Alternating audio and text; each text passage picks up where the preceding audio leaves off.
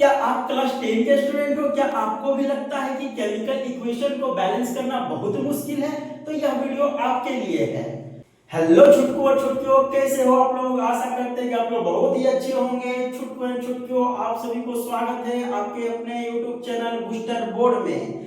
छुटकू और छुटकियों, मैं सुभाष सर आज आप लोग को इक्वेशन बैलेंस करने का एक ऐसा ट्रिक बताऊंगा कि आपको बहुत ही इजी लगेगा, ठीक है। और बोर्ड एग्जाम में यह आपको टाइम भी बचाएगा और आपको मार्क्स भी दिलवाएगा, ठीक है। तो चलिए स्टार्ट करते हैं। सबसे पहले हम बात करते हैं, यहाँ पे हम एक इक्वेशन को लिखते हैं, ठीक है। जैसे कि हमने लिखा Mg plus O2 equal to क्या होता है कि MgO होता है, ठीक है। अब यहाँ पे देखिएगा कि आखिर यह जो इक्वेशन है, इस इक्वेशन को हम बैलेंस कैसे करेंगे, ठीक है। तो करना कुछ नहीं है, आप ये चीज तो जानते होंगे कि इसको हम क्या बोलते हैं, रिएक्टेंट। क्या बोलते हैं?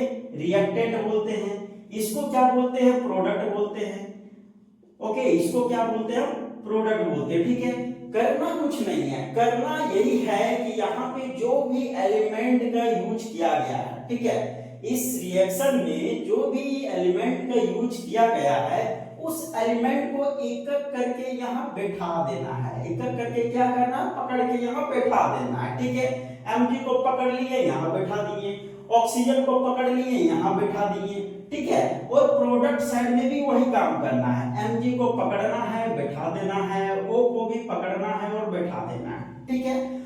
अब देखना है कि Mg का नंबर ऑफ एटम, ठीक है ना, Mg का नंबर ऑफ एटम, ठीक है। या तो कोई भी एलिमेंट यहाँ पे है, नंबर ऑफ एटम मतलब इसके साथ जो नंबर लिखा हुआ है, इसके साथ क्या लिखा हुआ है? जो नंबर लिखा हुआ है। जैसे कि ऑक्सीजन में 2 लिखा हुआ है, Mg में कुछ नहीं लिखा हुआ है। तो कुछ नहीं लिखा हुआ, इसका मतलब क्या हुआ कि यहाँ पे 1 लिखा हुआ है। क्या लिखा हुआ है? 1 लिखा हुआ है। ओके, तो Mg यहाँ पे कितना है? एगो है। Mg कितना है यहाँ पे? एगो है। ऑक्सीजन यहाँ कितना है? 2 है। ऑक्सीजन यहाँ पे कितना है? 2 है। अब यहाँ प्रोडक्ट में देखते हैं, तो प्रोडक्ट में Mg कितना है? एगो है। ऑक्सीजन कितना है? एगो है।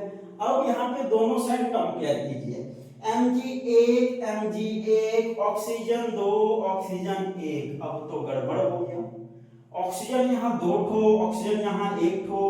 अब तो यहाँ पे 2 करना पड़ेगा। कैसे करेंगे? ठीक है ना। तो करना कुछ नहीं है, आप बस इतना ध्यान रखिएगा ना कि जो भी हम नंबर एडजस्ट करेंगे, जो भी नंबर हम क्या करेंगे, लिखेंगे, वो कोई भी एलिमेंट के पीछे नहीं लिखना है। कोई भी एलिमेंट के पीछे नहीं लिखना है। अब ये नहीं कि यहाँ 2 है तो यहाँ पे हम लोग 2 लगा दिए, हो गया बैलेंस। ऐसा नहीं करना है। कोई भी यदि हम नंबर ऑफ एटम यदि यहाँ पे लिखना चाहते हैं, नंबर को लिखना चाहते हैं, तो एलिमेंट के आगे लिखना है। कहाँ लिखना है? एलिमेंट के आगे। जैसे कि Mg1 है, Mg1 है, Mg तो बैलेंस है, कुछ नहीं करना है, इसको छोड़ देना है। अब देखना ऑक्सीजन पे, ऑक्सीजन कितना है? यहाँ पे 2 है, ऑक्सीजन यहाँ पे 1 है, ठीक है ना।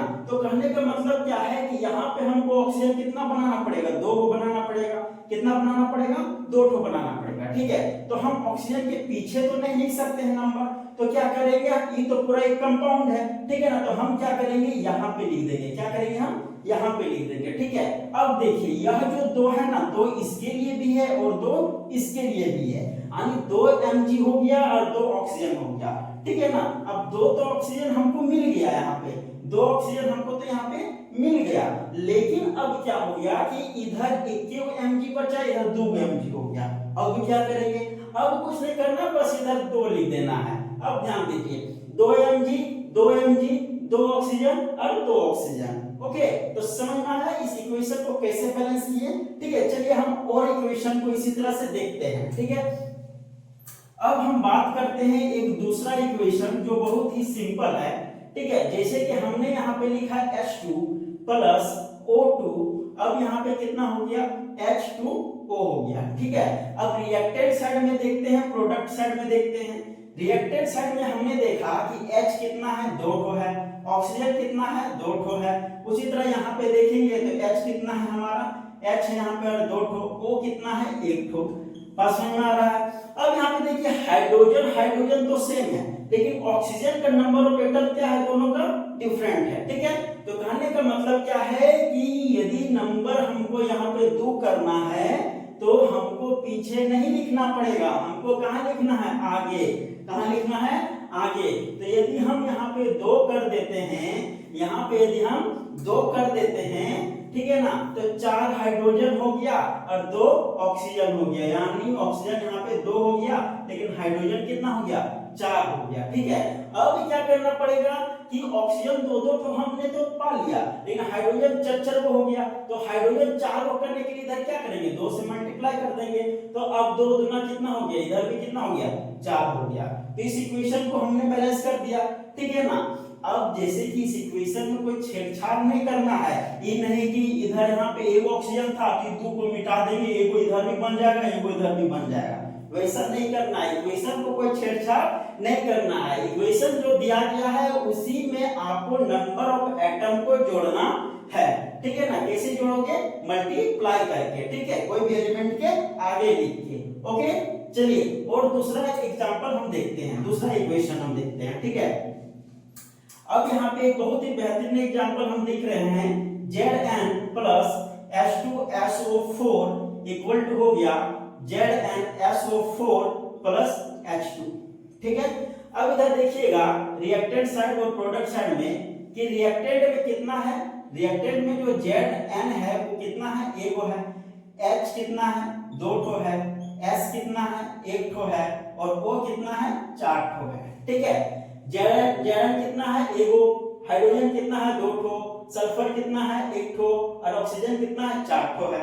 उसी तरह यदि हम इधर देखेंगे तो Zn कितना हो गया, 1 ठो, S यानी सल्फर कितना हो गया, 1 ठो, ऑक्सीजन कितना हो गया, 4 ठो, हाइड्रोजन कितना हो गया, 2 ठो, ठीक है। अब इधर ध्यान दीजिए, Zn एगो, Zn एगो, सल्फर एगो, सल्फर एगो, हाइड्रोजन 2 गो, हाइड्रोजन 2 गो, ऑक्सीजन 4 गो, ऑक्सीजन 4 गो, ठीक है। यानी यह जो इक्वेशन है यह पहले से क्या है, बैलेंस हुआ है। तो एग्जाम में ऐसा भी क्वेश्चन आता है कि इक्वेशन पहले से भी बैलेंस किया हुआ देता है, तो उस पे ज्यादा दिमाग नहीं लगाना है, उसको इसी तरह लिख के देख लेना है, उसको छोड़ देना है। ओके, ये बहुत इंपॉर्टेंट क्वेश्चन है, एग्जाम में अधिकतर इसको दिया जाता है। ओके, अब नेक्स्ट एग्जांपल का हम बात करते हैं। नेक्स्ट एग्जांपल जैसे कि हम यहाँ पे लिख रहे हैं कि Fe प्लस H2O, ठीक है ना, Fe प्लस H2O, तो यहाँ पे क्या बनता है कि Fe3O4 प्लस H2, क्या बनता है कि Fe-H2O को जब हम रिएक्शन करवाते हैं तो Fe3O4 बनता है, H2 बनता है, ठीक है। ये इक्वेशन में दिया गया है, ठीक है। अब यहाँ पे देखते हैं कि यदि हम यहाँ पे रिएक्टेंट में Fe को देख रहे हैं तो एगो है, हाइड्रोजन को देख रहे हैं तो 2 ठो है, ठीक है, ऑक्सीजन को देख रहे हैं तो एगो है, ठीक है। उसी तरह यहाँ पर देख रहे हैं Fe मतलब आयरन, ठीक है ना, Fe को देख रहे हैं तो यहाँ 3 गो है, ऑक्सीजन को देख रहे हैं तो 4 गो, हाइड्रोजन को देख रहे हैं तो 2 ठो। अब यहाँ पे क्या है कि हाइड्रोजन और हाइड्रोजन तो सेम है, हाइड्रोजन और हाइड्रोजन तो सेम है, गड़बड़ कहाँ है, आयरन और ऑक्सीजन में, आयरन और ऑक्सीजन में। अब ध्यान दीजिए, यहाँ पे है आयरन 3, कितना है 3, यहाँ पे कितना है 1, ठीक है ना, इस सिंगल है, कोई बात नहीं, यहाँ पे 3 लगा देते हैं तो 3 आयरन यहाँ हो गया, 3 आयरन यहाँ भी हो गया, ठीक है। उसी तरह यदि हम ऑक्सीजन को यदि देख रहे हैं तो ऑक्सीजन कितना चाहिए, 4 चाहिए, क्योंकि इधर 4 है, तो इधर ऑक्सीजन को ऐड करना पड़ेगा नंबर ऑफ एटम। तो इधर यदि 4 है तो यहाँ क्या करें, मतलब इधर यदि 4 है तो यहाँ पे क्या करेंगे, 4 लिख देंगे, क्या करेंगे, 4 लिख देंगे। अब यहाँ पे देखिए कि ऑक्सीजन 4 तो हो गया, लेकिन हाइड्रोजन कितना हो गया, 4 दूना 8, कितना हो गया, 4 दूना 8 हो गया, ठीक है, 4 2 जा 8, हाइड्रोजन यहाँ पे कितना हो गया, 8 हो गया। तो अब हाइड्रोजन 8 करने के लिए यहाँ पे क्या करेंगे, पहले से 2 दिया हुआ है तो इसके आगे हम 4 लगा देते हैं। तो यहाँ पे देखिए 4 दूना 8 हाइड्रोजन हो गया, 3 Fe हो गया, ऑक्सीजन 4 हो गया, ऑक्सीजन 4 हो गया बैलेंस इक्वेशन। कितना तो सिंपल है। ओके, अब लास्ट एग्जांपल आपको बताते हैं जो बहुत ही बेहतरीन है। यहाँ पे हम क्या लिख रहे हैं, CuSO4 प्लस NaOH, जब इसको रिएक्ट करवाते हैं तो क्या बनता है, CuOH2 बनता है, और प्लस में इधर कितना हो गया, इधर बचेगा Na2SO4, ठीक है ना। यानी कॉपर सल्फेट का रिएक्शन जब सोडियम हाइड्रोक्साइड के साथ करवाते हैं तो copper hydroxide plus sodium sulphate बनता है, ठीक है। अब यहाँ पे देखते हैं नंबर ऑफ एटम प्रत्येक एलिमेंट का।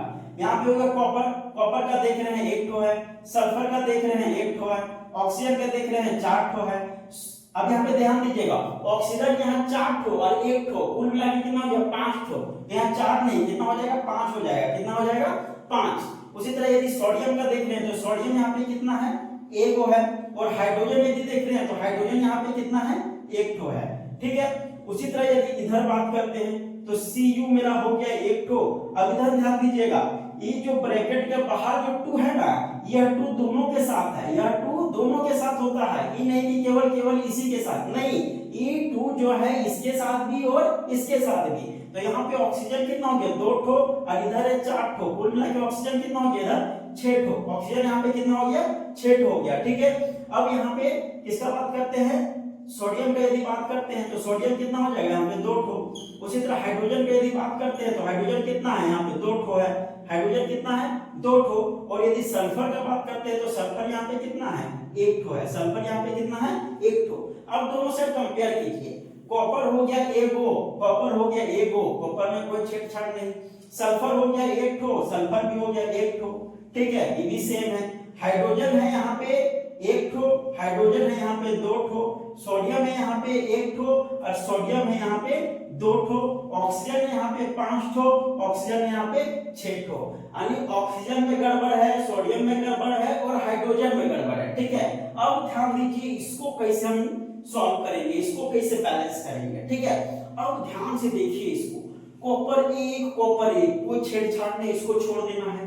अब यहाँ पे देखिए SO4 यानी सल्फर 1 ऑक्सीजन 4 यानी ये पूरा कंपाउंड को क्या करना है छोड़ देना है, ठीक है ना। अब यहाँ ध्यान दीजिए, यहाँ पे ध्यान दीजिए कि हाइड्रोजन 2 है, ऑक्सीजन 2 है, हाइड्रोजन 2 1 है, हाइड्रोजन 1 है, ऑक्सीजन 1 है, और यहाँ पे सोडियम 2 है और सोडियम 1 है। तो कहने का मतलब क्या है कि ये कंपाउंड में हमको छेड़छाड़ करने की आवश्यकता नहीं है, क्योंकि SO4 सेपरेट इधर भी है, SO4 सेपरेट इधर भी है, Cu सेपरेट इधर भी है, Cu सेपरेट इधर भी है, ठीक है ना। यानी इस कंपाउंड को हमको छेड़छाड़ नहीं करना है, हमको वैसे जगह देखना है कि वैसा जगह काम करेंगे जो सबका काम बना दे, ठीक है ना। जैसे कि यदि ये 2 है, ये भी 2, तो क्या नहीं हम यहाँ पे 2 नहीं लिख सकते हैं।